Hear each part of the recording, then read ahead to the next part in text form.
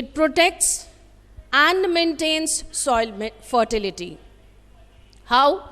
Where there are trees, dry leaves will fall, dry branches will fall, dead animals will be there.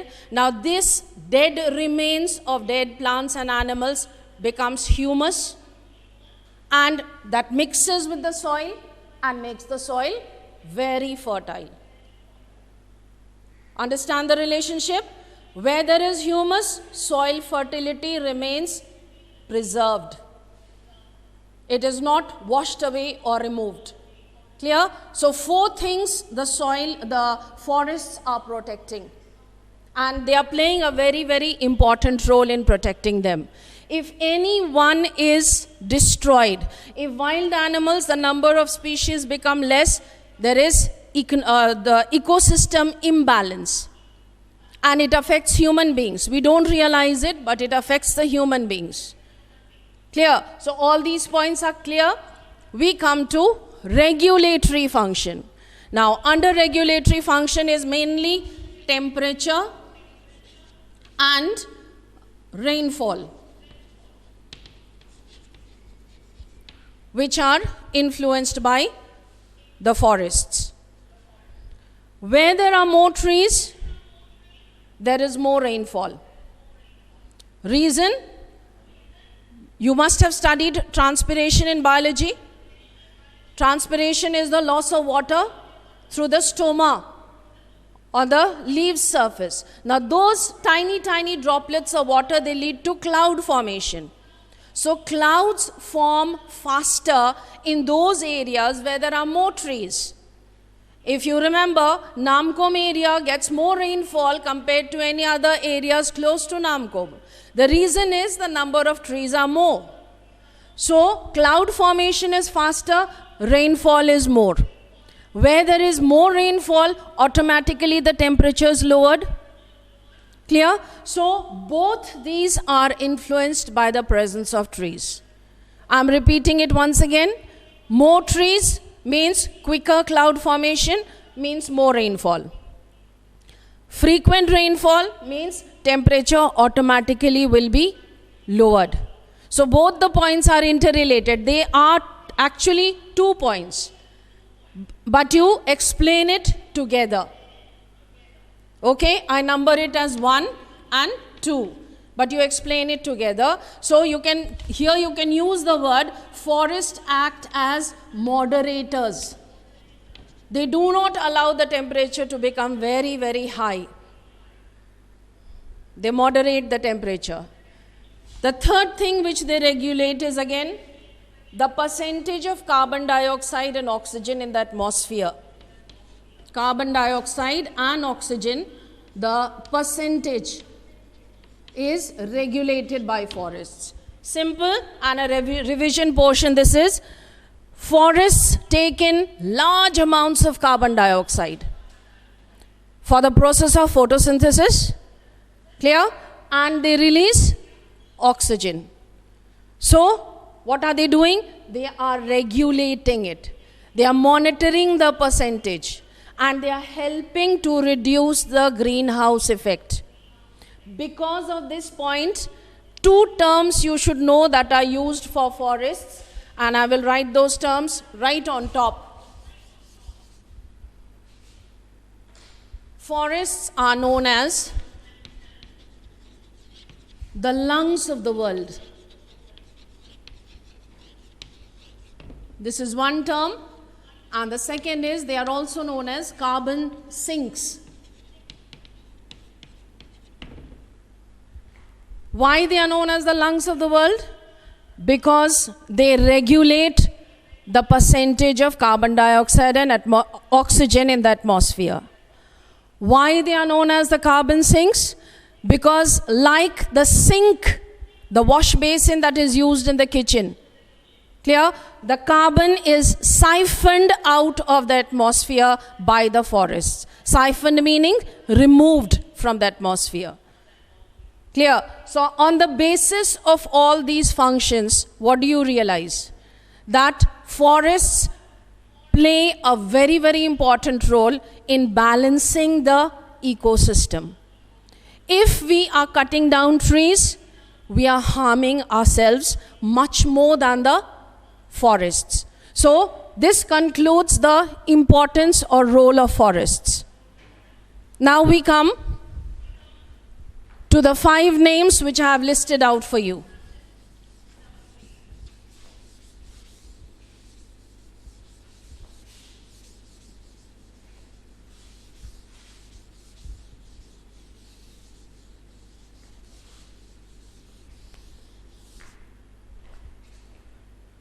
These 5 names, they are here on the board. Tropical evergreen forest, the first type. It is also known as rainforest. Double names they have, you should be knowing, because any one name can be asked in the question. Second name is tropical deciduous forest, also known as monsoon forest. Third is tropical desert forests, also known as thorn forests.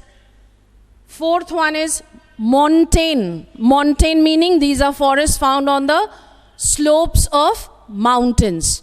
And the fifth one is tidal or mangrove or littoral. 3 names are there for the fifth variety. Now, all these forests, what all things you have to learn about them? Firstly, you should be knowing the name, just as you did for soil.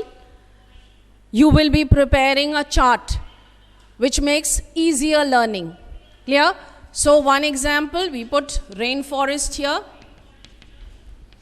Next, you should know the climatic condition under which it grows. Temperature will be one column, rainfall will be another column. Then will be features. After features will be areas where they are found. The last will be names of trees.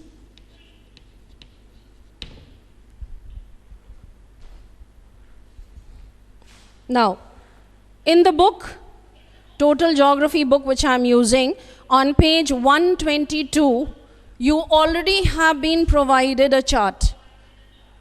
So I will not repeat it because I want to save time. One column is not there in that chart, and that is on features. And this is where I will be guiding you. How to learn the features and what to focus on. Clear? Temperature and rainfall you can copy down. Areas you can copy down. Names of the trees are there in the text. Along with the names of the trees, you have to learn one utility, at least one utility of each. Clear? Coming to features. Now, the first 2, I will teach it together. Rainforests and monsoon forests. Like a comparative study. Now, please remember, these rainforests grow in areas where the quantity of rainfall is very high. The rainfall is above 250 centimeters, above, note it, above 250 to almost it goes up to 450 centimeters. So, these forests are growing in very hot and very wet conditions. Because of this particular climatic factor, the first feature, these forests are very dense. Second point, they are evergreen forests. Third, the height of the trees is in a definite arrangement.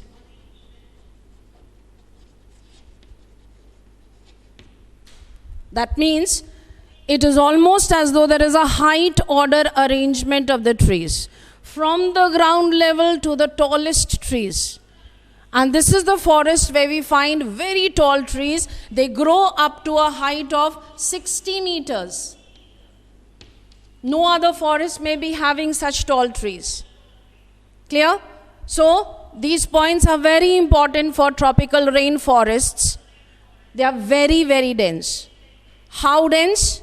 We can't even walk in between the trees. So close the trees grow to each other. They are evergreen. Now, what do you understand by the term evergreen? The leaves do not have a fixed time for shedding. Throughout the year, they are falling, and they are being quickly replaced by fresh new leaves. That is why the trees look green throughout, the forest looks green throughout. And third, there is a height order arrangement in the forest. Clear? From the ground level, from this level, from the ground level, from 0 to 7 meters, we have creepers and crawlers on the ground. There is no place to walk or place your foot in these forests. Above the ground level, then we have the undergrowth containing bushes of different heights. Higher up still, to a greater height, we have understory, and then we have the canopy, the crowns of the forest, the leaves, the trees. This is all together.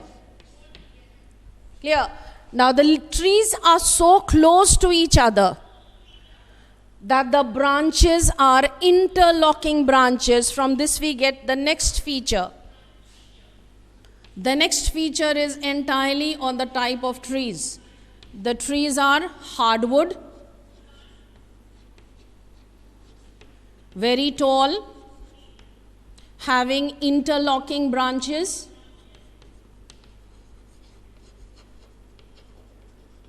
and dense foliage. Foliage means leaves. All these points, remember, are related to the trees. So you may get a question only asking a description of the trees, or you may get a question asking a description of the forest.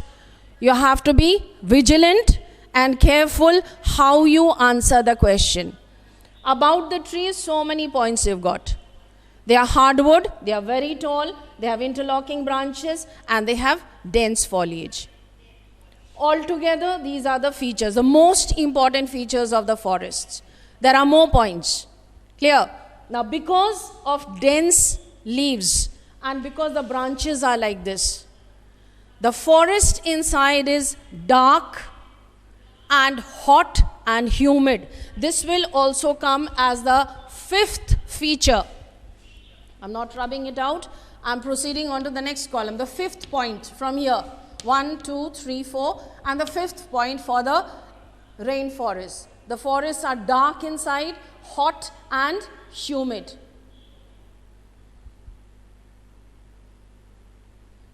One more point. The trees occur in mixed strands. The trees occur in mixed strands. What does this mean? Suppose one rubber tree is growing at one point in the forest. If we expect that more rubber trees will be close by, that is not the case. We have to go further, deeper inside the forest to hunt for more rubber trees. Now, a businessman who wants only rubber trees to take out latex finds it useless. Waste of time, waste of money, waste of energy. Clear? So because of this feature, because of the last point which I mentioned, that the trees occur in mixed strands, economic value of this forest is less. Many varieties of trees are there, but we are not able to go there, take it out and make use of it. Clear? So these are the points you need to remember about the very first and I believe the most important type of forest. Rainforest, every feature you should know. Okay? Easy it is to remember. Why? You remember the climatic condition. Under the hottest and the wettest condition it grows. Clear? And because of this, area is